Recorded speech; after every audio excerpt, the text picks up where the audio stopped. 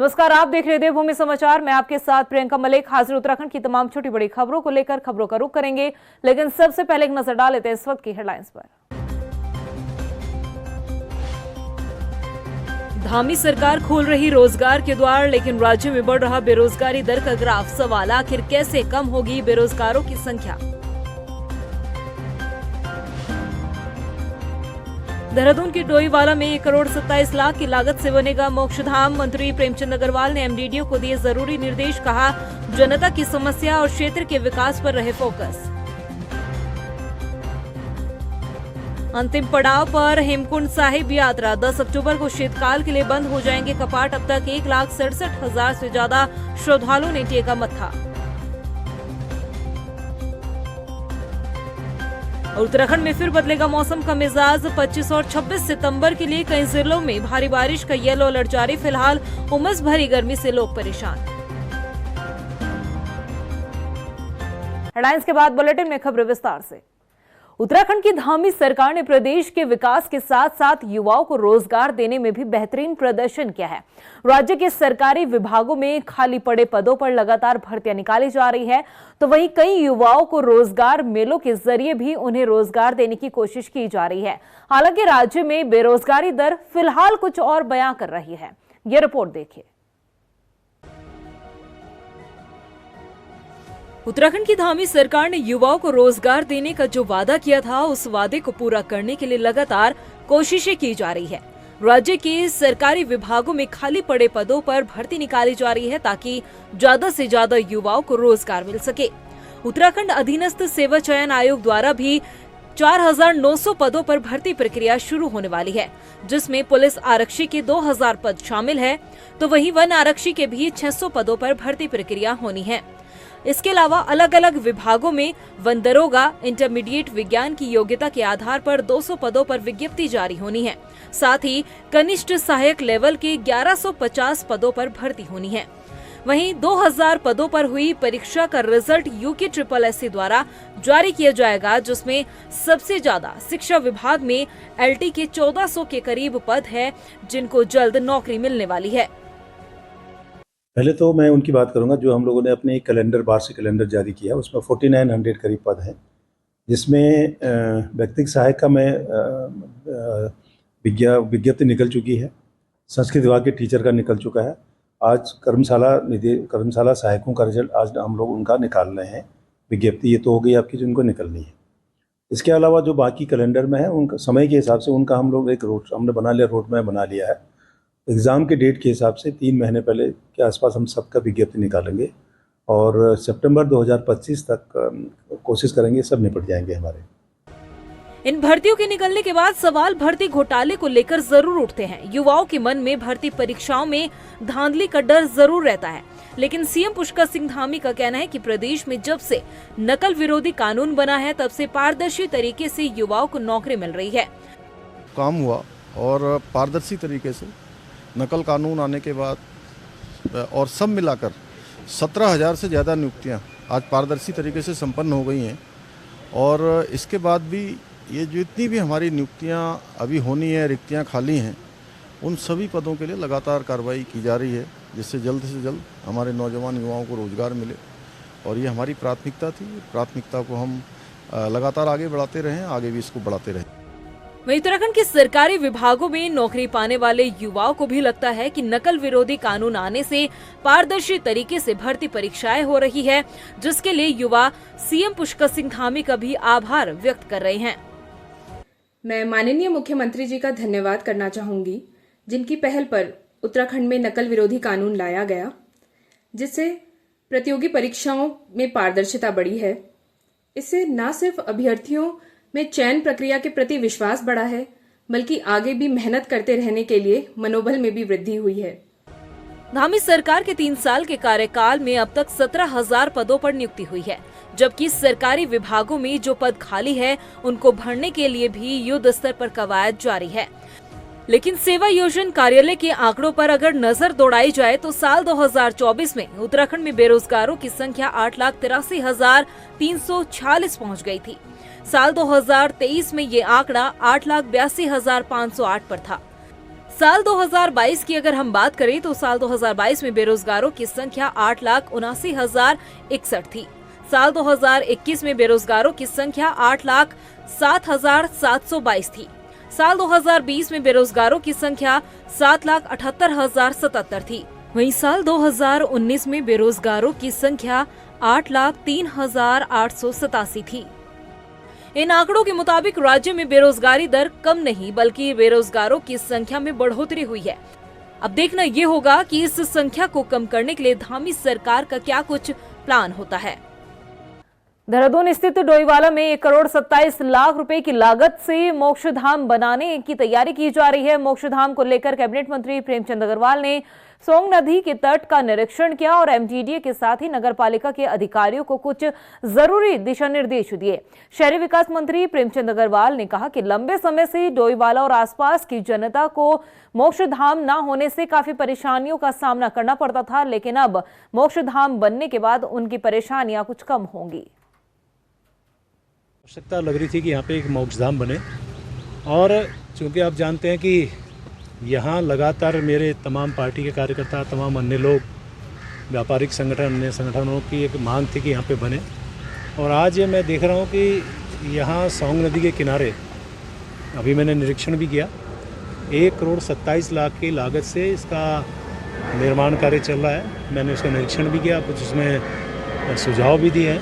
नई टिहरी शहर को लेगेसी वेस्ट से निजात दिलाने के लिए नगर पालिका ने 3 साल पहले 55 लाख रुपए खर्च कर ट्रॉमल मशीन का प्लांट तो लगाया, लेकिन हैरानी की बात तो यह है कि इन 3 सालों में ये मशीन 3 सेकंड भी नहीं चल पाई और तो और बिना मशीन चलाए कार्यदायी संस्था को 35 लाख रुपए का भुगतान भी कर दिया गया। यह रिपोर्ट देखिए।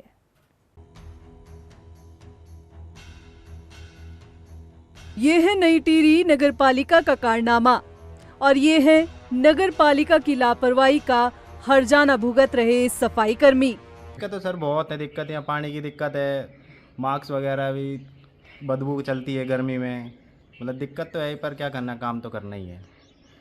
अब जो ऊपर मशीन है उस मशीन वो मशीन चल नहीं रही, कब से नहीं चली है मशीन? वो तो जब से लगाई है तब से मशीन चली नहीं है।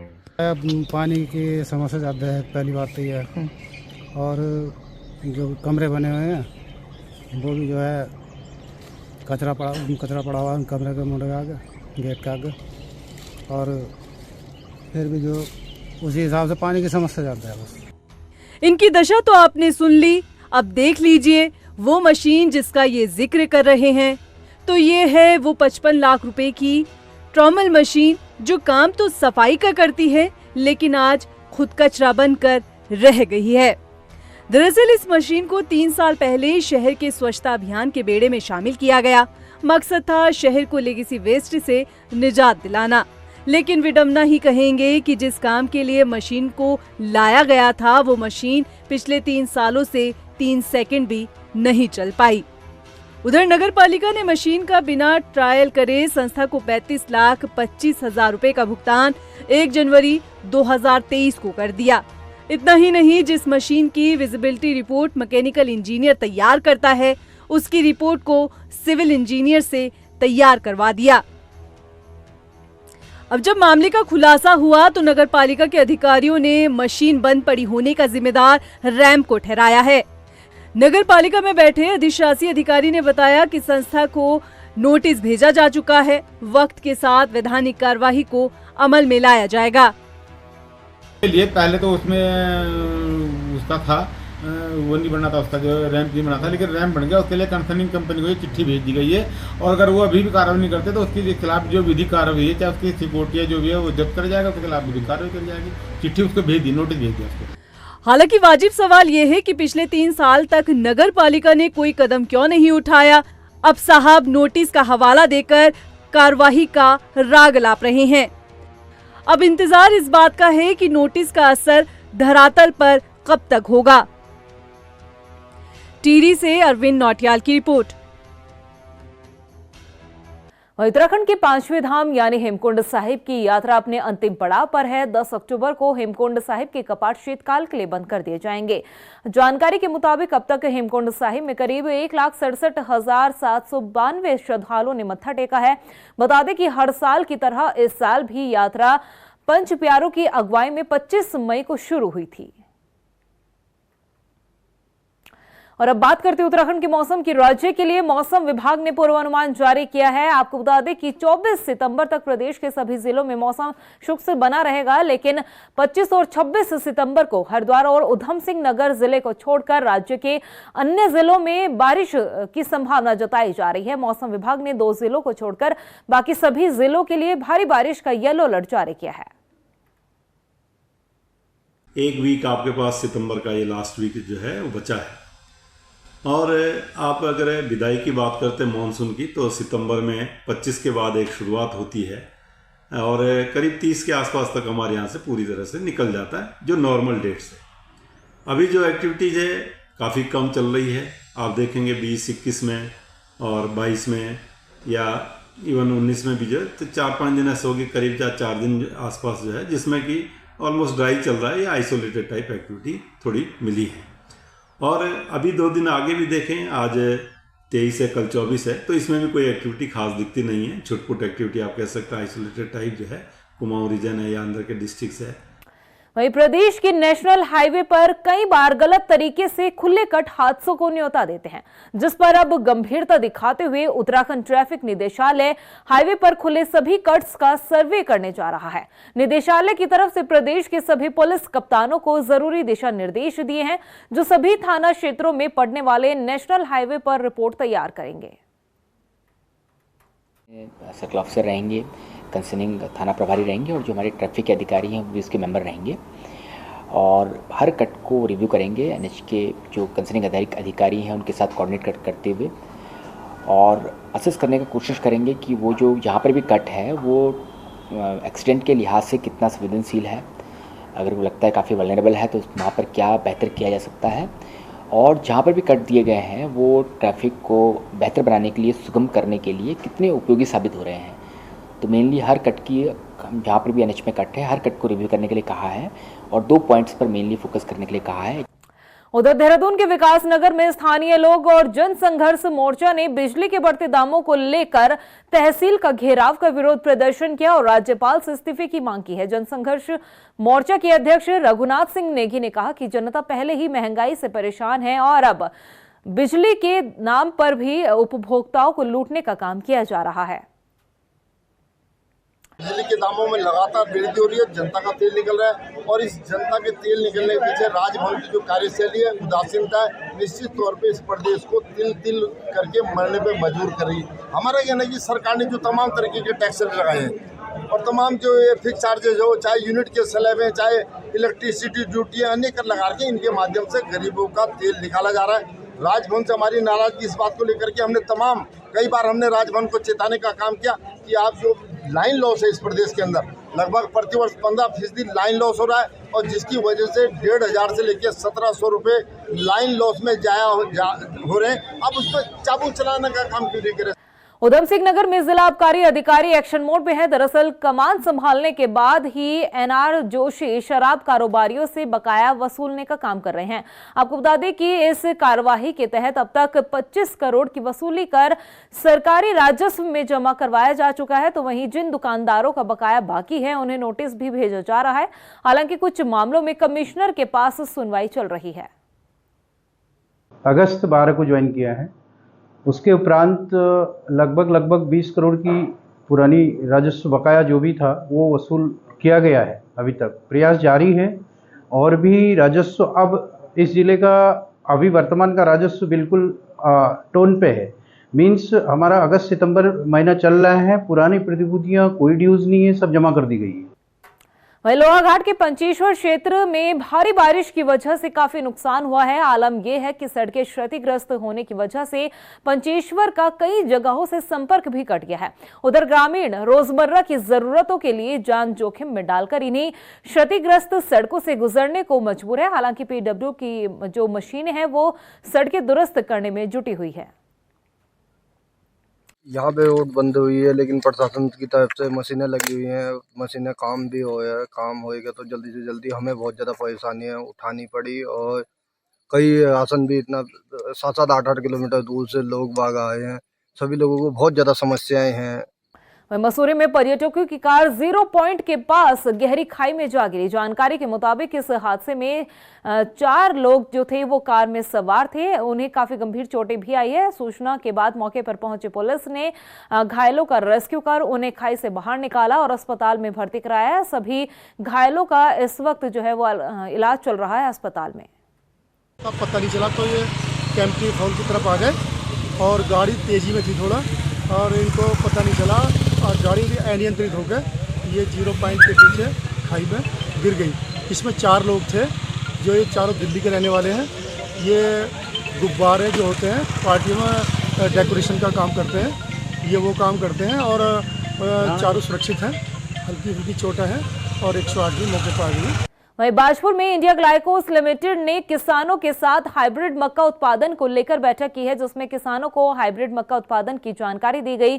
बैठक को लेकर कंपनी के ईडी ने बताया कि किसानों की आय में बढ़ोतरी और केमिकल फ्री मक्का उत्पादन के लिए ये जरूरी कदम उठाए गए हैं।